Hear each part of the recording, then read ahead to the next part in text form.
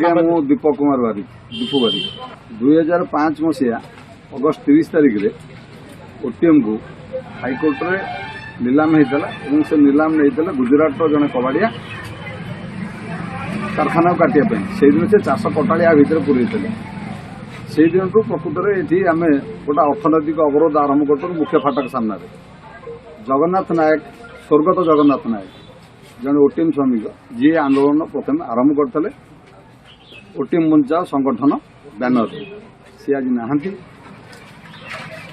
तेणु ओटीएम बंचाओ संगठन कार्यकर्ता भाई अच्छा विभू प्रसाद दत्त भाई अच्छा दुलाल सिंह सिंह भाई अच्छा नवकिशोर भूमि आ समस्त से दिन तो आंदोलन आरंभ होता सफल है आम आंदोलन सब तेणु गतकाली आम अर्थनैतिक अवरोध जो सत्याग्रह चलता आनुष्ठानिक भाव जमी 2005 सेप्टेम्बर 1 आम लिखिकी देलु मुख्यमंत्री कतिकी जे आम अर्थनैतिक अवरोध आरंभ कलु गतकाली सेमती लिखिकिना राति 11:30 आम मुख्यमंत्री कति पठे देचु जे आम अर्थनैतिक अवरोध बा सत्याग्रह प्रत्याहार करने कारण आमर जो मुख्य दुईटा डिमांड आप देखते बैनर लिखाई जे आम ओटीएम को काटिकिना खंड खंड करके बिक्री करा ये कारखाना जगह कारखाना हम विजु बाबू ना रम अंचल भातांडी बचो नवीन बाबू को सुनाम हम और समस्त श्रमिक कर्मचारी तांकर समस्त प्राप्य पाइबे आपण मैंने जानी अगस्त 22 मसीहा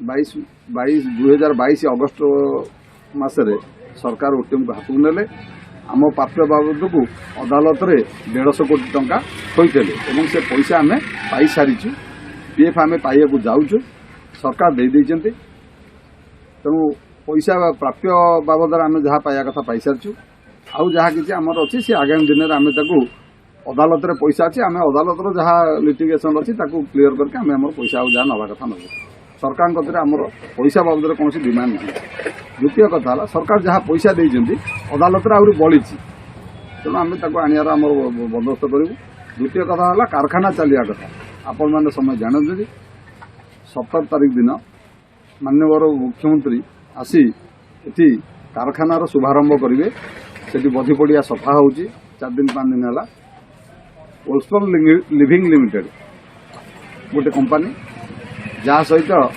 सरकार बुझामणा कर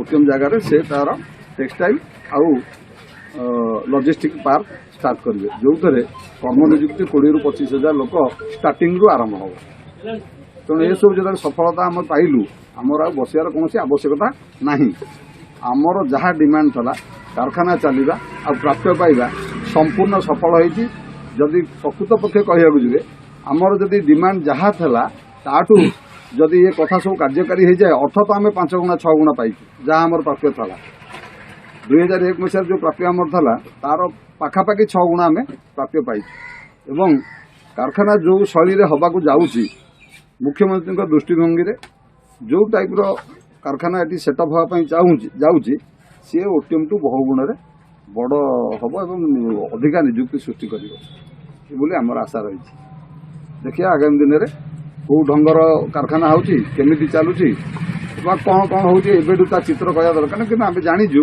जे सरकार घोषणा कर 20-25 हजार आपण मैंने देखते हुए आमर 5T सचिव एकदम खोला शब्द गोटे सम्मेलन कहते 14 आप 2000 अगस्त 8 तारीख दिन जो ये आसते आमर बीके पांडियान सार आसते गोपबंधु पड़िया से कहते यहाँ विजु बाबू कर्मभूमि यहाँ सुवर्ण भूमि कथा हूँ जिते सारा अंचल कौन यहाँ टांगरा भूई ये कि ना कि हबार ना से देखिले यहाँ सुवर्ण भूमि भाया देखाला जो ये श्रीहीन हो जाए माटी सुवर्ण भूमि भाया देखाला से आम अनुमान कर जे गोटा आपको ये माटी की गोटा सुवर्ण भूमि हवाक ये जाऊँगी जोटा को सी से दिन घोषणा करते से अनुसार आम देखुचे जे काम हो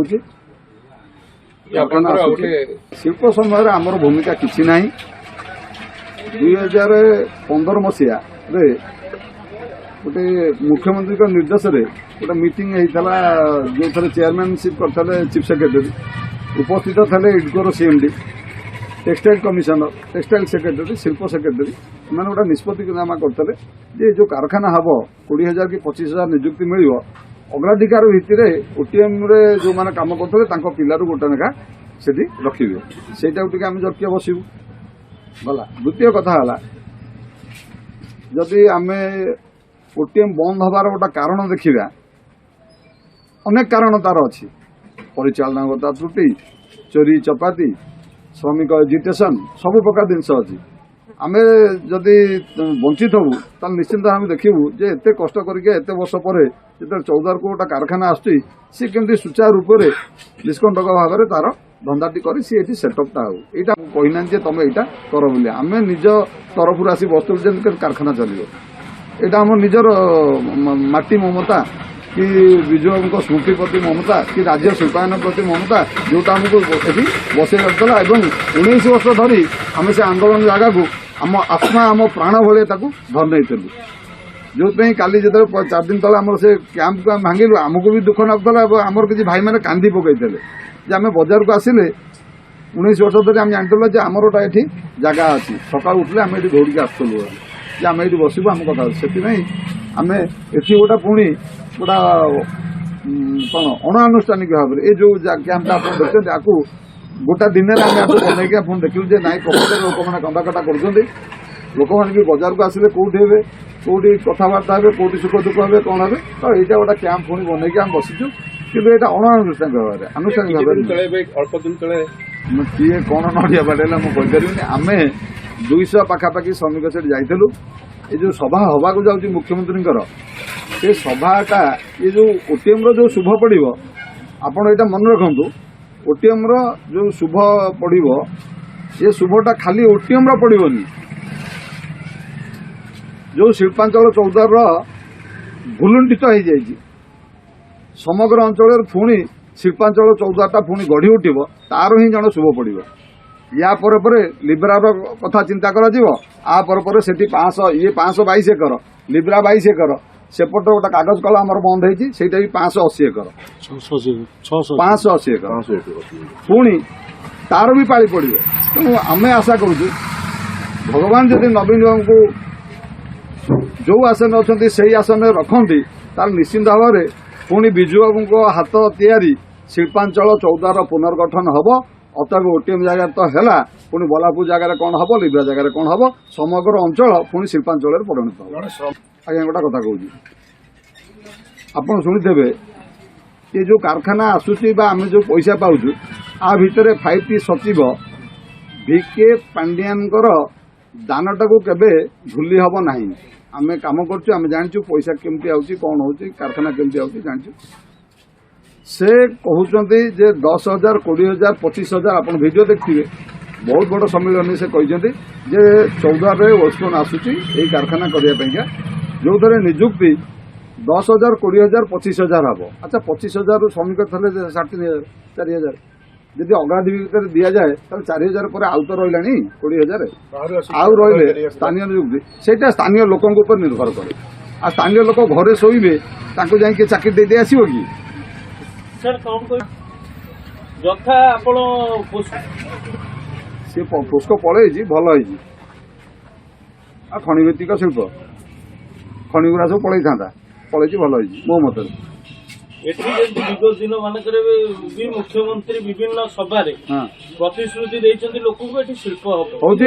ମୁଖ୍ୟମନ୍ତ୍ରୀ ପ୍ରତିଶ୍ରୁତି ଦେଇଥିଲେ, ସେଇଟା ସଫଳ ହଉଛି। 17 ତାରିଖ ଦିନ ଯୋଡ଼ ହସ୍ତରେ ସମଗ୍ର ଅଞ୍ଚଳରେ ଥିବା ବସୁଧା ପ୍ରେମୀ, ଶିଳ୍ପ ପ୍ରେମୀ, ଓଟିଏମ୍ ପ୍ରେମୀ, କାରଖାନା ପ୍ରେମୀ, ନିଯୁକ୍ତି ପ୍ରେମୀ, ବିଜୁ ପ୍ରେମୀ, ନବୀନ ପ୍ରେମୀ ସମସ୍ତ ବନ୍ଧୁମାନଙ୍କୁ କହୁଛୁ, ପ୍ରତ୍ୟେକ ଘରୁ ହାଣ୍ଡି ପିଛା, ଚୁଲି ପିଛା ଲୋକ ସେ ସଭାକୁ ଆସି ସେ ସଭାକୁ ସଫଳ କରନ୍ତୁ। ଆମ ବିଜୁବାବୁଙ୍କ ପୁଅ, ଆମ ନବୀନ ବାବୁ ଆମ ଚୌଦ୍ୱାରକୁ ଆସୁଛନ୍ତି, ଆମ ଓଟିଏମ୍ ଚଲେଇବେ, ଆମ ବଲାରପୁର ଚଲେଇବେ, ଆମ ଲିବ୍ରା ଚଲେଇବେ। ତେଣୁ ସମସ୍ତଙ୍କୁ ଯୋଡ଼ ହସ୍ତରେ କହୁଛି, ସେଦିନ ଟିକେ ଆସି ସମସ୍ତେ ସକାଳ 9ଟା 7 ସୁଦ୍ଧା ଆମ ଓଟିଏମ୍ ଗେଟ୍ରେ ପହଞ୍ଚିବେ। ଆମେ ଏଇଠୁ ଟିକେ ନବୀନ ବାବୁ ଜିନ୍ଦାବାଦ, ବିଜୁ ପଟ୍ଟନାୟକ ଅମର ରହେ କହି ସେ ସଭାସ୍ଥଳରେ ଯିବୁ ଏବଂ ସଭାଟାକୁ ସଫଳ କରିବୁ। ଆଜ୍ଞା।